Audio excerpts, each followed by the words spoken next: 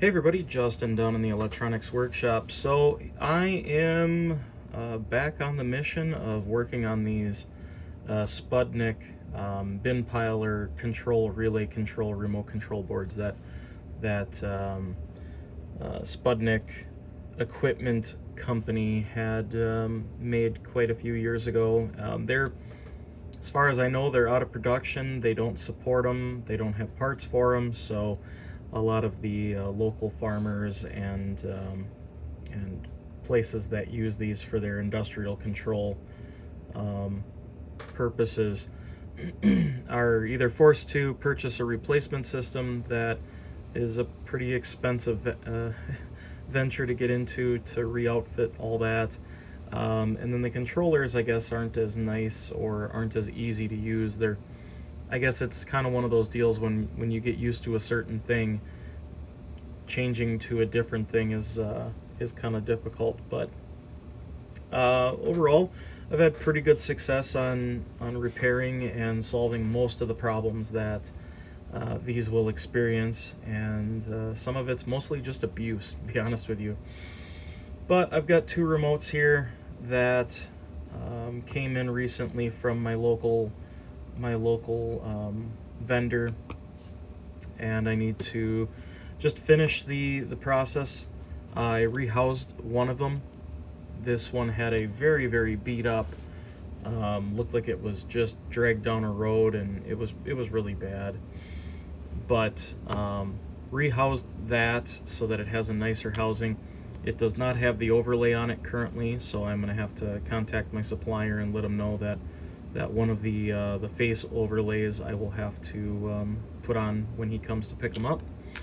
So I'll let him know to bring one with, and then that makes this thing look almost brand new. I mean, you know, it's a used housing, but this was actually from one of the 900 megahertz systems. The housings are all the same, the boards are the different part, and the overlay is different, but they have the same button count. So the aluminum housings are interchangeable, thankfully. Has a good ball bearing. This one does not have a good ball bearing. The spring has rusted up and it's jammed in here, so I have a solution that I do for that, and that is using some small neodymium magnets that fit within that spot nice and secure, that I usually use like a Loctite to put them in that spot, set the distance so that they have a good positive contact, and then precision drill the cover so that I can inset another magnet in there. That's my method to solve that problem. Usually it works out very well. I haven't had any issues or complaints as of yet. But first things first, I do want to make sure that these are frequency aligned, and to do that process, I'm just going to get the covers out of the way. To do that process, I'm going to go ahead and set up my communications analyzer here to make sure that we're going to be on frequency. Let's start with the white dot remote. So the white dot remotes are going to be 418 megahertz. So we're just going to go ahead and set that up right now. 418, and that is 418 even. And put the battery in. Power the unit on.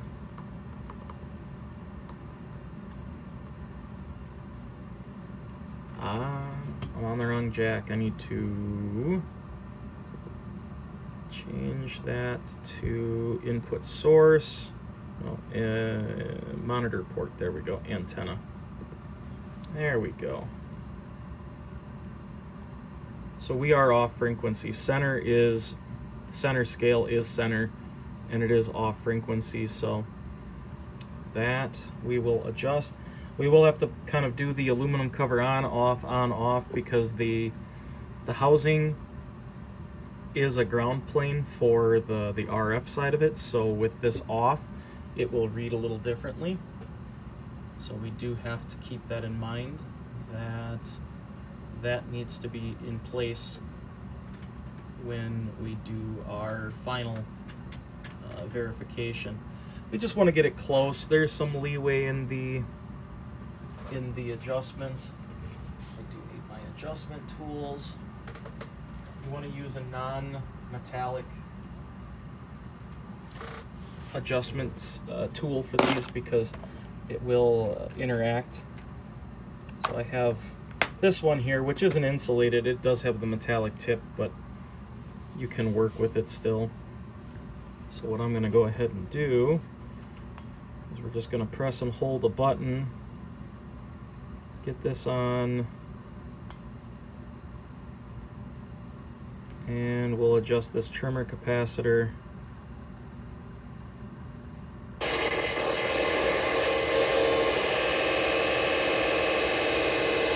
Until, let's turn the volume down. We're going to adjust that until we see it as centered as we possibly can get it.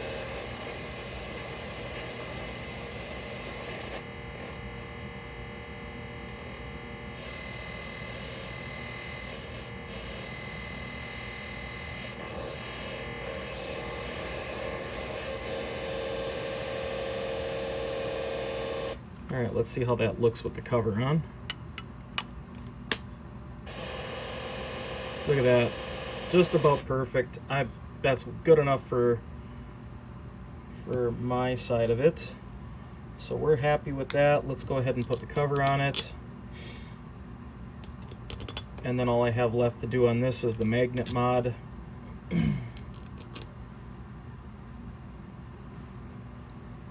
To solve the housing issue.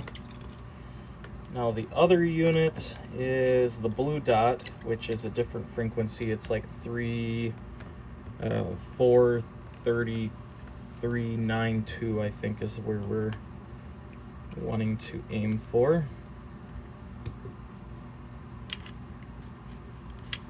That's tight. I'm gonna have to do some work on that cover. Yeah, it's a shame that that ball bearing is a problem. But okay, let's take a look at this one. Pop a battery in. Now the nice thing is the board that I have back here, which is my test jig, the PCB is damaged. It has a burn spot from a relay that arced over and had some moisture issues. But the good news is that I'm able to trigger the relays and check the LEDs and see at least if I have function. I did socket quite a few of the components on here so I can do some comparisons and use this as my test piece. Socketed the dip, socketed the relay drivers, and of course the PIC. The RF board has been socketed, so that's easy to switch out transistors. All the things that I'm going to access probably the most. The relays would be kind of nice to have socketed, but I haven't found a real good way of dealing with that. So 433, let's head to that. Let's go to monitor frequency 433, and if I remember it was like 92 if you look at the actual spec.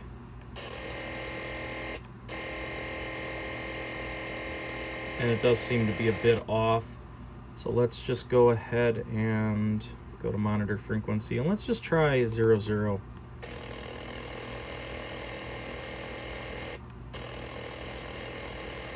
Yeah, it's there.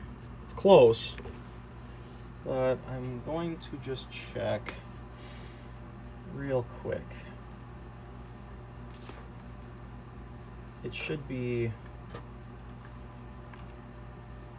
433.920.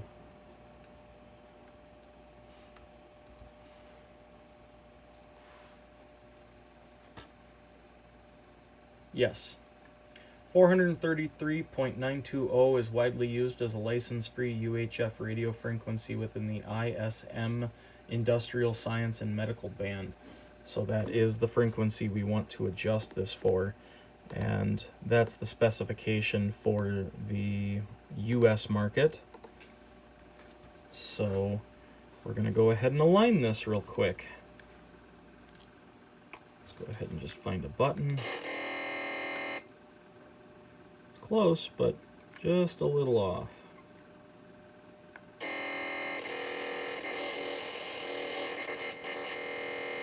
Notice it gets stronger too.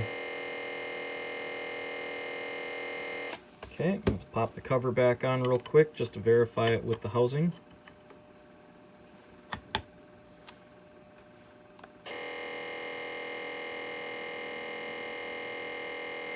Frequency deviation seems to be a little off, but not bad. Let's make a quick, just another quick adjustment. We might be able to refine that slightly.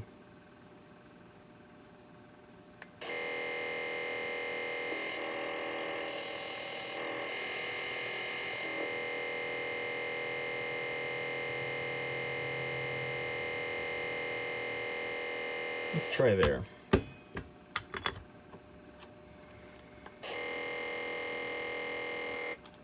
Well, see, the cover does make a bit of a difference.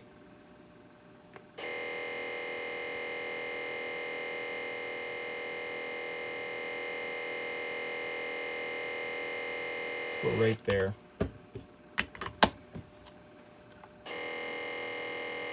Close enough. So that handles that one. And then of course we're going to set this one up to match my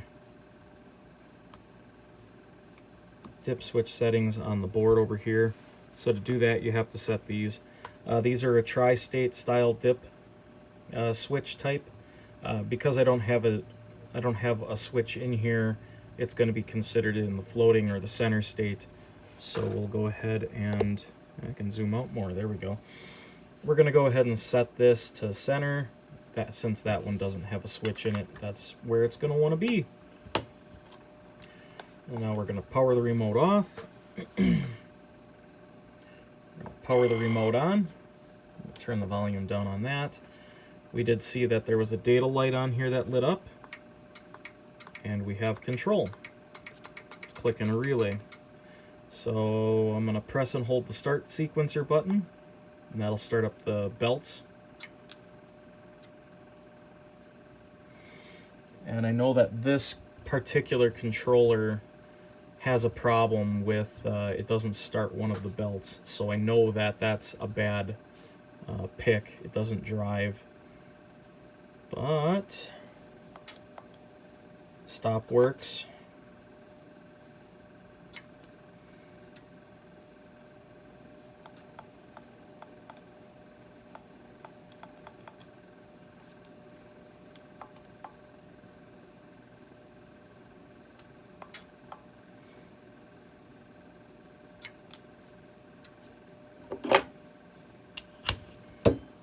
So we got start, stop, conveyor stop. Now let's do forward and reverse. We do have reverse, it's just not, the relay is not clicking, but I see the LED is lighting, so that's good. All these relays were considered questionable. I'm thinking about changing them out for buzzers or beepers.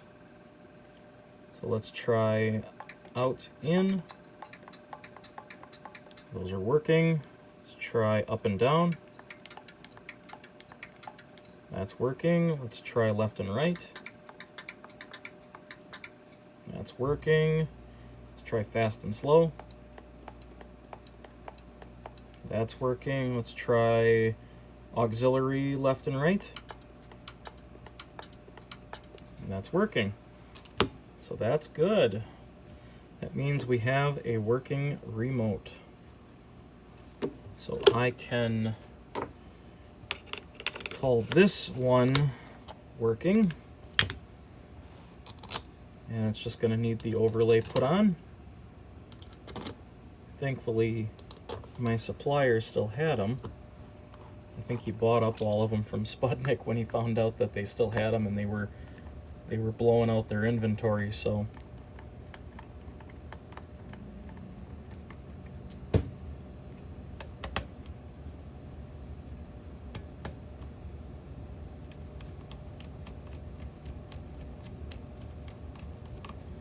some of these components I'm still able to track down and find. They're hard to trace down. The PICs, the microcontrollers, are a bit of a hurdle. When these go bad, I don't have an easy way to deal with that because the programming that's put on these isn't recoverable, isn't something that you can just put in a ROM reader or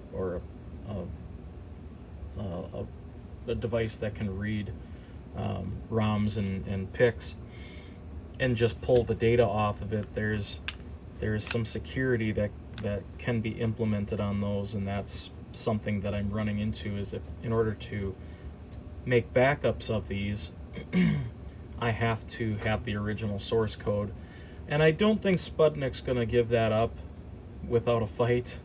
So may have to reach out to them at some point and say, hey guys, any chance I can buy some programmed ICs from you guys, or do you have access to that code that you'd be willing to let go so that we can keep some of these going?